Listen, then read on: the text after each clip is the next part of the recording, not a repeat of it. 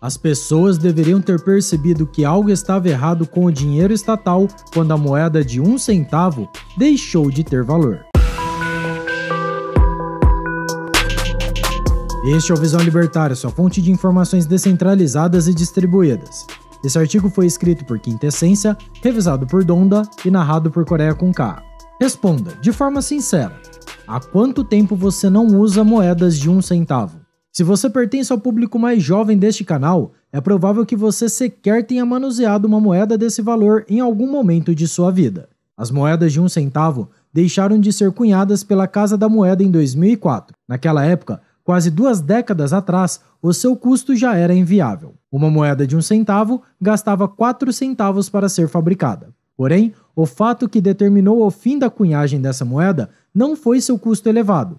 Afinal de contas, ela foi produzida pelo Banco Central durante 10 anos. O problema envolvendo a moeda de 1 centavo é bem mais complexo. Se você já tem alguma idade, certamente você se lembra de que uma enorme quantidade de produtos de supermercado custavam poucos centavos. Em muitos casos, valores que hoje seriam considerados quebrados. Caso queira matar sua curiosidade, você encontra facilmente no Google encartes de supermercados no fim dos anos 90. Nesses encartes, você encontrará coisas como uma garrafa de Kaiser por 45 centavos ou uma lata de Brahma por 57 centavos, uma lata de leite moça por R$ 1,14 e uma caixa de bombons Lacta por R$ 2,68. Naquela época, 1 ou 2 centavos de diferença entre os preços de 2 supermercados diferentes era um valor capaz de atrair a atenção dos consumidores.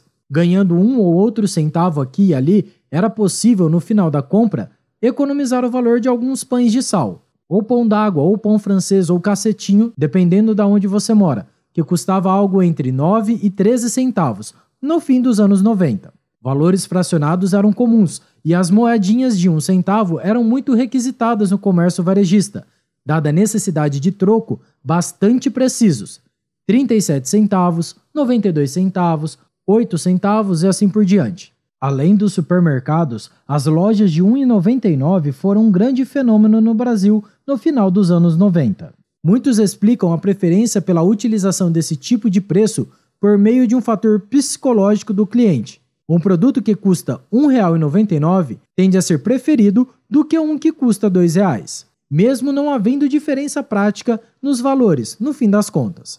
Contudo, não se pode desprezar o fato de que, sim, 1 centavo já valeu alguma coisa no passado. Balas e chicletes como o nostálgico Big Big já foram vendidos por 1 centavo. E não raras vezes, os trocos de poucos centavos eram convertidos em balas, chicletes e pirulitos, para a alegria das crianças.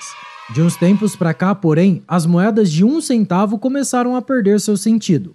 Conforme os preços de forma geral foram subindo, valores quebrados deixaram de ser aplicados. Hoje em dia, é mais comum encontrarmos preços estipulados na casa dos 10 centavos, como uma lata de leite moça por R$ 7,50 ou uma lata de cerveja por R$ 3,50, ou até uma caixa de bombons por R$ 10,90. E trocos inferiores a 5 centavos não são mais dados. O valor das compras é arredondado para cima ou para baixo, já que as moedas de 1 centavo não são mais utilizadas. E na verdade, é bem provável que, hoje, você sequer se dê ao trabalho de se abaixar para pegar uma moeda de 5 centavos no chão, já que você precisaria recolher umas 10 dessa para comprar um pão francês. Mas o que explica esse fenômeno? O que levou ao aumento generalizado de preços e ao fim do uso de moedas de pequeno valor de face?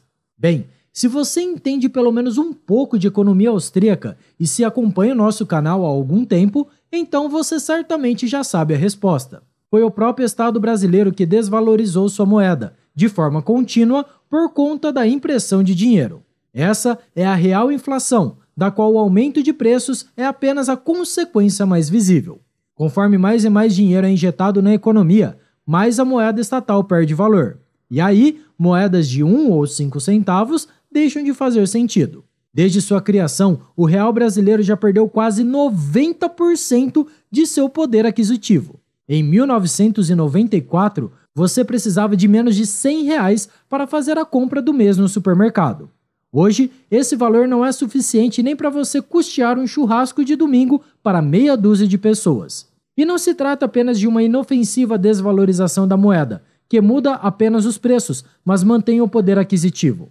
A inflação é maléfica em vários sentidos e penaliza especialmente os mais pobres, mas isso é um tema para outro vídeo. Esse fenômeno, contudo, não é exclusivo do Brasil. Claro que nós temos uma cultura de desvalorização monetária bastante arraigada em nossa sociedade. Basta pensar que, quando o real foi criado em 1994 e as primeiras moedinhas de 1 centavo começaram a circular, muita gente que estava acostumada com as notas de milhares de cruzeiros deve ter sido impactada por essa nova realidade. Porém, todos os estados tendem a desvalorizar sua moeda, e nem mesmo o dólar escapou desse padrão. Embora sua desvalorização seja muito mais sutil que qualquer outro evento do tipo que tenha acontecido em países do terceiro mundo, é possível perceber no longo prazo o que essa desvalorização significa. Pense que, 100 anos atrás, era possível adquirir um carro da marca Ford, novinho em folha, por menos de $300. Pois é, nessa época, centavos de dólar podiam comprar muitas coisas que hoje demandam alguns dólares para serem adquiridas. No começo da década de 1920, um bilhete de cinema custava 10 cents. Hoje, seu valor é, em média, uns $5. E essa diferença não é explicada pelos óculos 3D ou pelas telas IMAX. O que explica a diferença nesses valores é a inflação monetária, com sua consequente desvalorização do dinheiro estatal. Mas voltando ao caso aqui do Brasil. O fim da circulação das moedas de pequeno valor de face era um sinal inequívoco de que o real brasileiro não estava indo bem. No momento em que as frações mínimas da unidade monetária já não fazem sentido no comércio diário, podemos ter a certeza de que o dinheiro está perdendo valor muito rápido. E a tendência é que a coisa só piore. Depois das moedas, são as cédulas que começam a perder sua utilidade. Basta que você se lembre das imagens das pessoas usando nota de 2 bolívares como guardanapo na Venezuela. Num país com um dinheiro tão desvalorizado, moedas e cédulas de baixo valor de face são completamente inúteis. Ou você acha que alguém usava moedinhas de dólar zimbabuano na época em que o país africano emitia sua famosa nota de 100 trilhões? É certo que todo esse debate parece não mais fazer sentido, uma vez que a tendência é que todo o dinheiro estatal seja convertido, em algum momento, para o formato digital. Diversos países ao redor do mundo estão planejando a implementação dos seus CBDCs, e o real digital já é praticamente uma realidade. E sim, o Pix foi apenas um projeto piloto para a implementação dessa moeda estatal digital. Ainda assim, é bastante útil analisar a trajetória do real, desde sua criação até hoje, para perceber como o Estado é capaz de destruir o valor de uma moeda. O brasileiro sempre apreciou as moedinhas, que inclusive engordaram os cofrinhos das crianças durante os anos 1990. Se dependesse da nossa vontade, balas e chicletes ainda poderiam ser comercializados por uns poucos centavos. Mas os sucessivos governos brasileiros tinham outros planos para o nosso dinheiro. Moedas de baixo valor de face foram sendo retiradas de circulação, enquanto cédulas maiores, como as de R$200, passaram a ser emitidas. E isso nunca é um bom sinal. Por outro lado, moedas de verdade que possuam valor real e que não são controladas por um Estado centralizador tendem a ter o efeito contrário. No caso do Bitcoin, por exemplo, a sua fração mínima atual, o Satoshi, tem se valorizado de forma constante ao longo do tempo. Quando o Bitcoin surgiu, podendo ser adquirido por uns poucos centavos, não fazia sentido falar de preços em termos de satoshis. Hoje, já é possível determinar o preço de coisas pequenas utilizando os satoshis como referência. E a tendência é que isso seja cada vez mais comum. Conforme a adoção do Bitcoin se torna mais generalizada, mais pessoas vão perceber como funciona uma moeda de verdade. Ao invés de os preços serem reajustados para cima, os preços em satoshis serão reajustados para baixo. Enquanto isso, reais, dólares e bolívares continuarão perdendo seu valor, de forma definitiva. Em não muito tempo, moedas estatais serão apenas itens de coleção. E não estou falando apenas das moedinhas físicas, de alguns centavos. De qualquer forma, pode ser que, de fato, essas moedinhas continuem sendo apreciadas como itens de coleção, uma memória de uma época em que o Estado tinha um monopólio sobre o dinheiro. Dessa forma, pode ser que valha a pena você guardar com carinho as moedas de 1 centavo que você ainda tenha, perdidas na sua casa.